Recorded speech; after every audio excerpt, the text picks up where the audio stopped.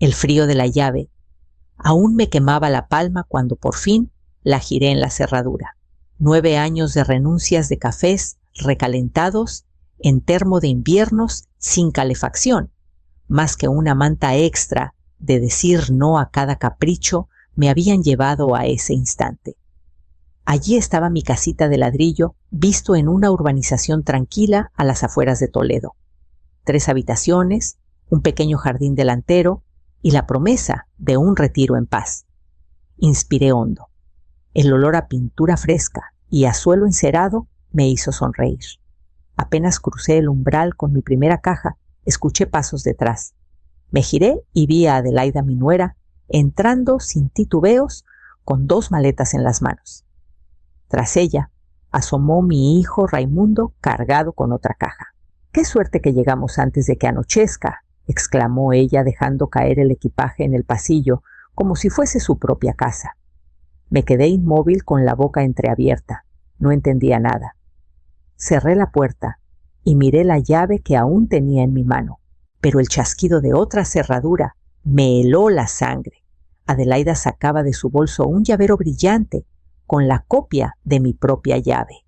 «Menos mal que tu hijo me pidió hacerla la semana pasada», añadió ella sonriente, como si se tratara de un detalle sin importancia.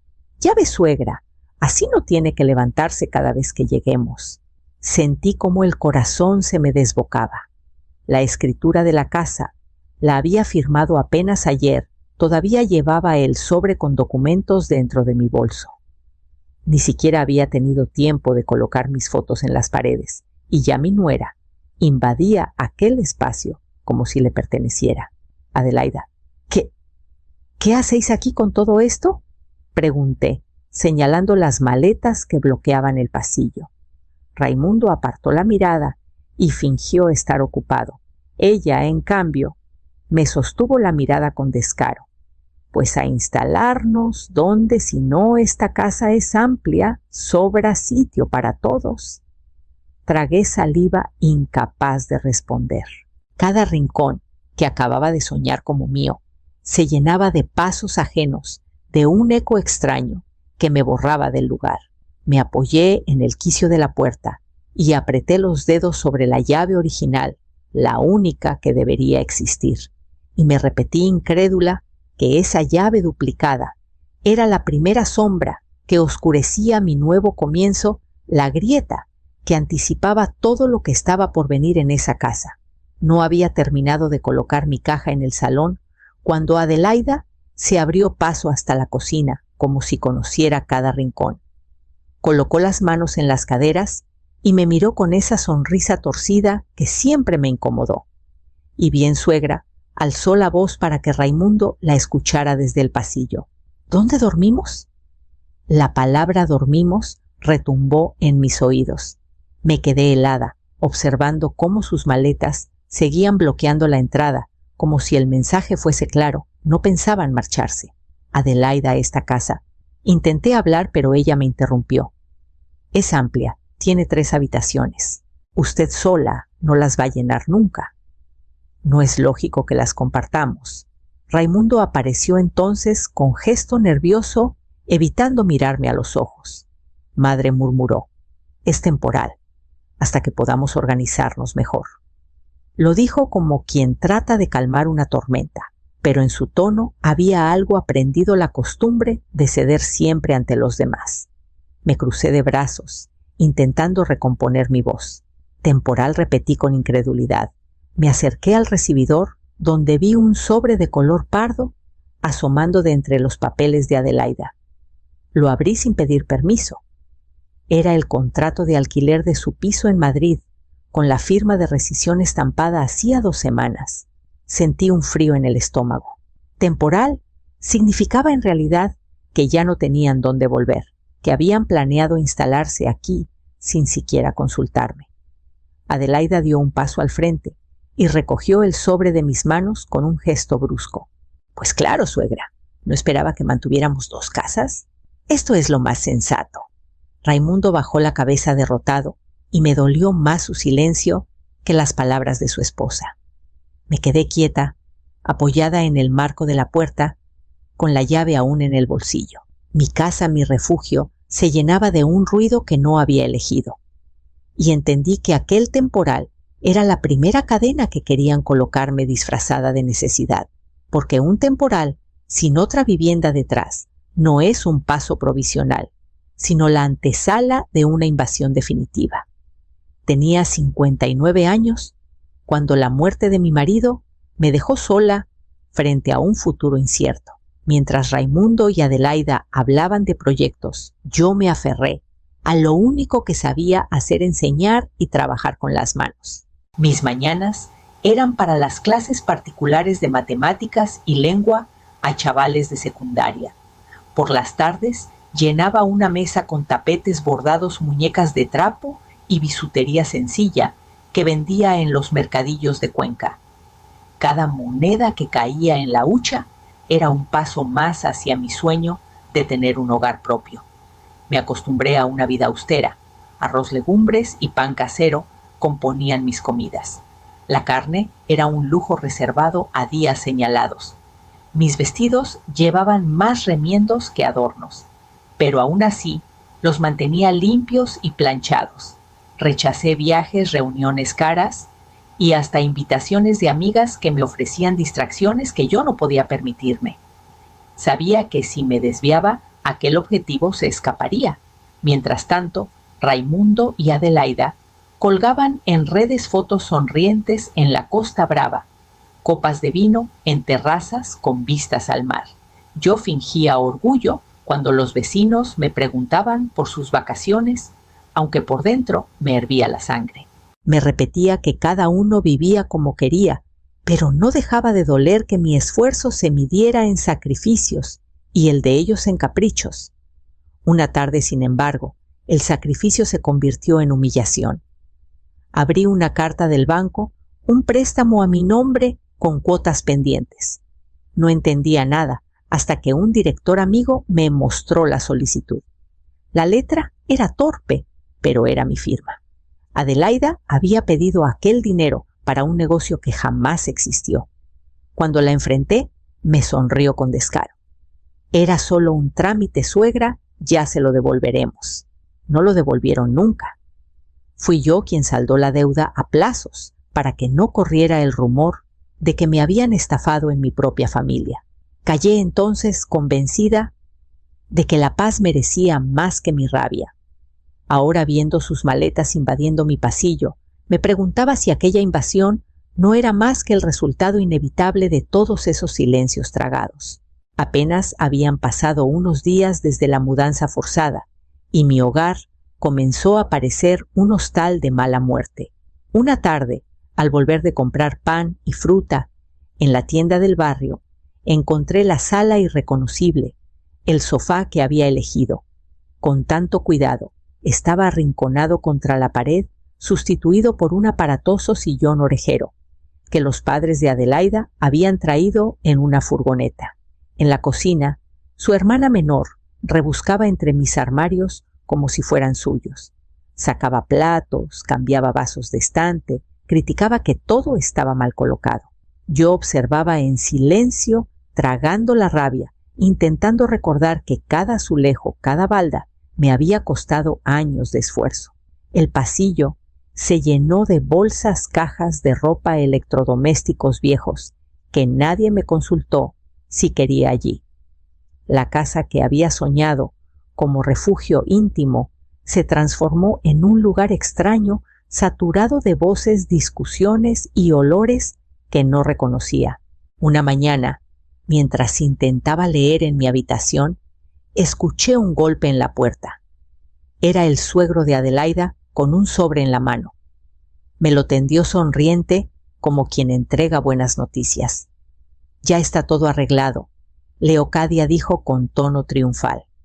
«Mire, los recibos de la luz y del agua ahora llegan a mi nombre. Así será más fácil organizar los pagos».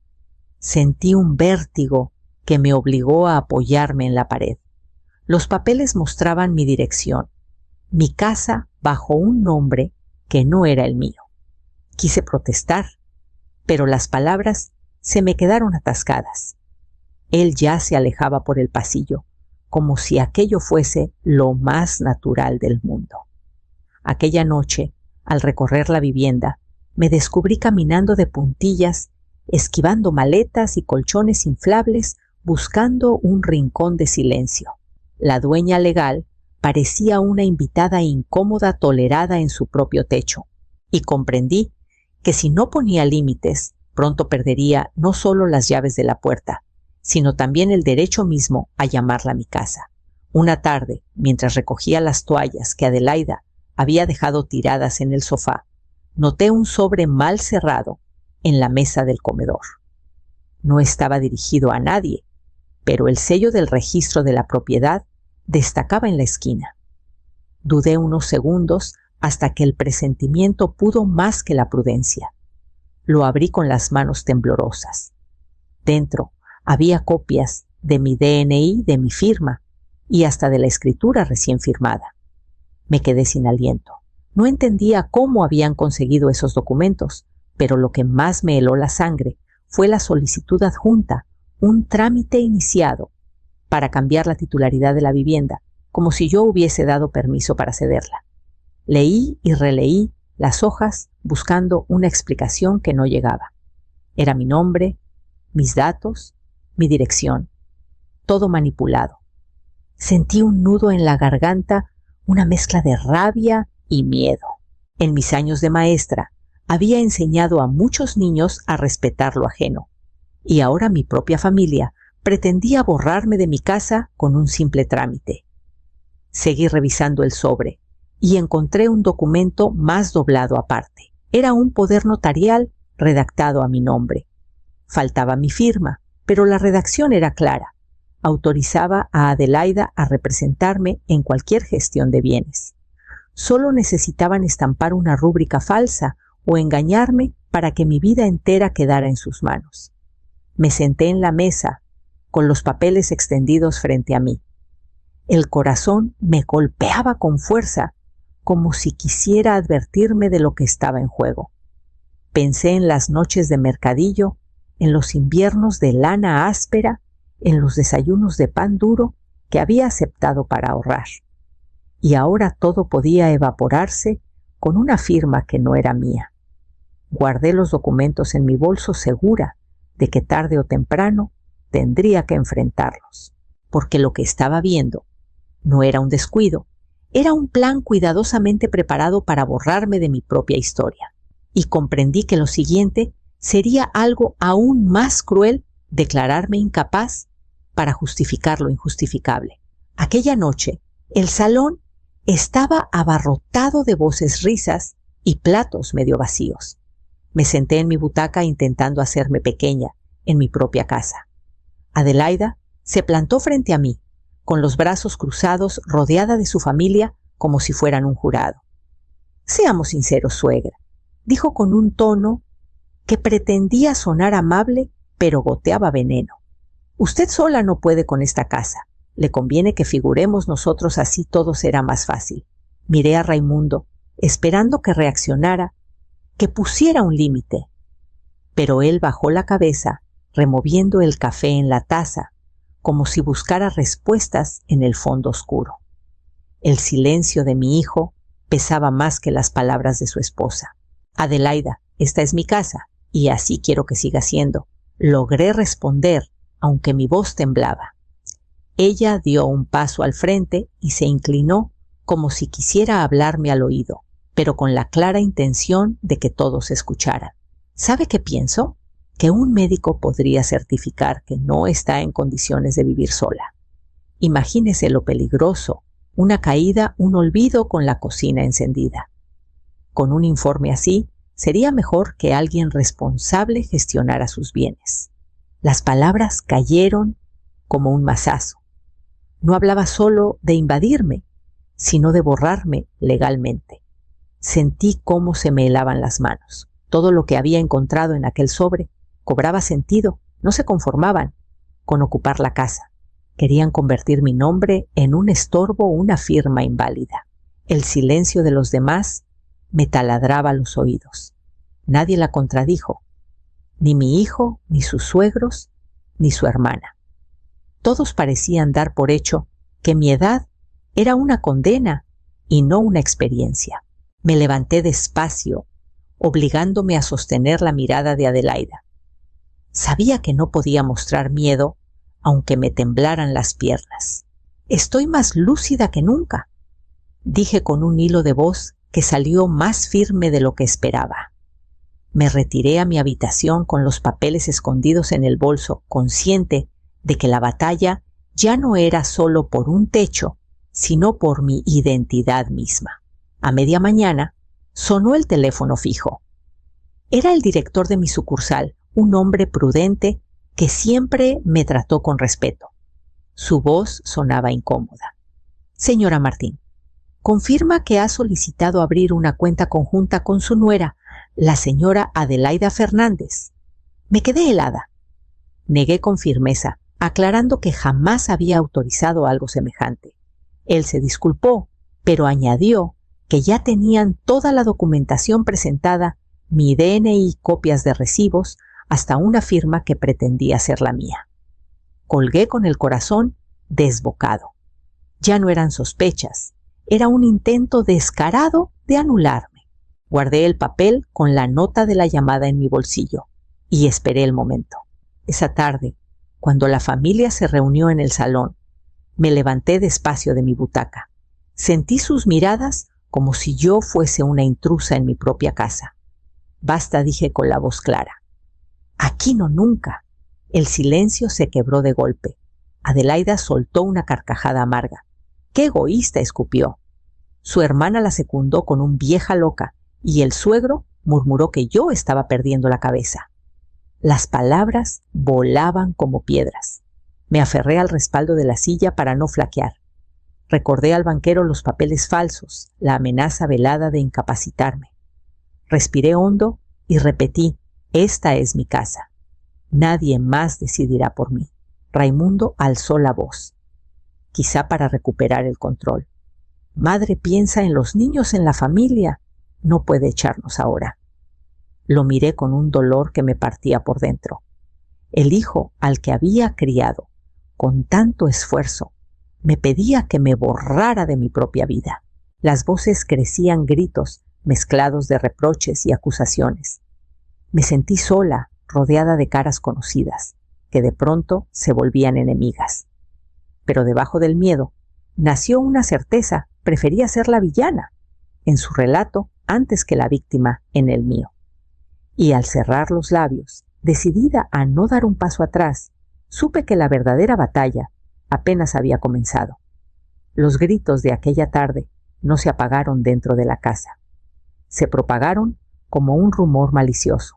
Al día siguiente, mi teléfono no dejó de sonar. Eran primos lejanos, sobrinos, a los que apenas veía en Navidad, todos repitiendo la misma frase. «¿Cómo pudiste dejar a Raimundo en la calle con los niños?».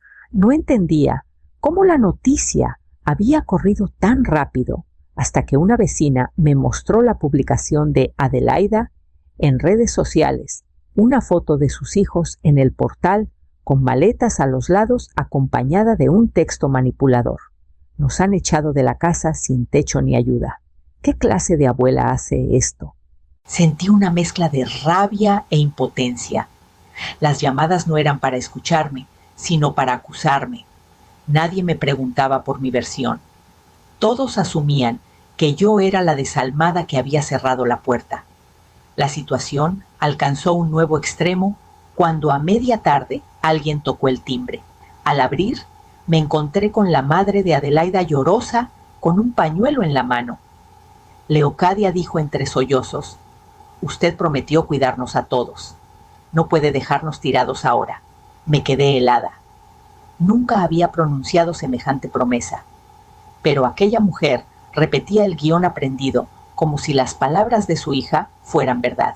Cerré la puerta con suavidad, incapaz de seguir escuchando. Aquella noche apenas probé bocado. El peso de la soledad me oprimía el pecho. No era solo la invasión de mi casa, era la invasión de mi nombre, de mi dignidad. Me sentía arrinconada, sin aliados dentro de mi propia sangre. Fue entonces cuando apareció doña Basilia, mi vecina, con una bandeja de sopas de ajo.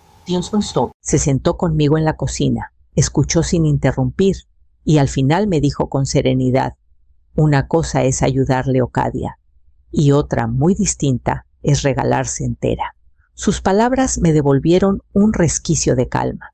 Por primera vez en días comprendí que quizá aquella soledad que tanto temía podía convertirse en un refugio distinto, uno donde mi voz volviera a tener valor. Y supe que debía prepararme porque el siguiente paso de mi familia sería aún más agresivo. La convocatoria llegó disfrazada de conciliación, una reunión en casa de mi hermano en Talavera para aclarar las cosas. Yo sabía que no buscaban diálogo, sino un tribunal improvisado donde yo sería la acusada. Al llegar la sala, estaba llena de rostros familiares. Primos, sobrinos y hasta vecinos cercanos habían sido invitados como testigos de mi supuesta crueldad. Adelaida, con un aire teatral, se sentó en el centro con los niños a su alrededor, como si fuesen prueba viviente de mi desalmado egoísmo. Mi suegra nos ha echado a la calle, declaró con lágrimas perfectamente medidas. Después de todo lo que hicimos por ella, nos paga así. Un murmullo indignado recorrió la sala. Me senté con calma, sosteniendo el bolso en mi regazo. Dejé que hablaran, que la indignación creciera, hasta que llegó mi turno. Entonces abrí el bolso y coloqué sobre la mesa un dossier cuidadosamente preparado. Ya que estamos en un juicio, presentemos las pruebas, dije extendiendo las hojas. Mostré copias de los recibos de luz y agua a nombre del suegro de Adelaida, el poder notarial redactados sin mi consentimiento, los correos del banco alertando del intento de abrir una cuenta conjunta. Y finalmente pulsé el botón de una pequeña grabadora, donde se escuchaba la voz clara de Adelaida diciendo: si la declaramos incapaz, la casa será nuestra. El silencio fue inmediato. Las lágrimas de mi nuera se secaron en un segundo. Algunos familiares se miraban incómodos, otros bajaban la vista. El teatro se derrumbaba frente a mis pruebas. Raimundo, pálido, apenas pudo balbucear: Yo lo sabía, pero no supe cómo detenerla. Sus palabras me atravesaron como un cuchillo. No solo había sido traicionada por mi nuera, también por el hijo al que dediqué mi vida. Me levanté despacio, recogí mis papeles y los guardé de nuevo en el bolso. Dejé que el silencio pesara sobre todos ellos, porque ya no tenía nada más que explicar. Al salir de aquella casa, sentí por primera vez que la verdad estaba de mi lado, aunque todavía no sabía si bastaría para liberarme del todo. Los meses siguientes se fueron llenando de un silencio distinto. No era la soledad amarga de antes, sino una calma nueva, hecha de rutinas que yo misma elegía. Cada mañana abría las ventanas y dejaba entrar la luz sobre las paredes que al fin volvían a ser solo mías. Un día, mientras ordenaba el cuarto que había quedado vacío tras la marcha de todos, pensé en darle un sentido nuevo. Coloqué una mesa grande, ovillos de lana, agujas y bastidores. Coloqué sillas prestadas por la parroquia y colgué un cartel sencillo en el portal taller de bordado para viudas. La respuesta me sorprendió. Llegaron mujeres de mi barrio y de otros pueblos cercanos. Carmen, que había perdido a su marido en la obra.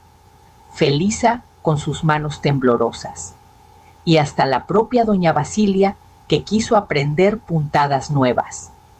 La casa se llenó de voces de agujas, chocando de risas compartidas. Descubrí que al abrir mi puerta, recuperaba no solo mi dignidad, sino también un sentido de comunidad que nunca imaginé. Fue en ese tiempo cuando el notario que llevó mi compra vino a visitarme. Traía una propuesta ceder en vida la casa a una fundación cultural para mujeres mayores, con la condición de que yo pudiera habitarla hasta el último día. De esa manera, nadie podría reclamarla jamás, ni herederos ambiciosos, ni firmas falsas. Pensé en Raimundo, en Adelaida, en sus ojos llenos de cálculo. Y firmé sin dudar. La casa dejaba de ser un botín en disputa para convertirse en algo mayor, un espacio protegido para mujeres como yo. La primera tarde en que el taller funcionó como centro cultural, escuché desde la ventana el murmullo de Adelaida al pasar por la calle. Se detuvo frente a la fachada, observando la entrada donde colgaba un letrero nuevo: Casa de Bordado Leocadia Martín. Sus ojos ya no vieron una propiedad que arrebatar, sino un lugar que nunca le pertenecería. No heredé riquezas, pero regalé algo mejor, un refugio donde nadie más pueda ser desalojado de su propia vida.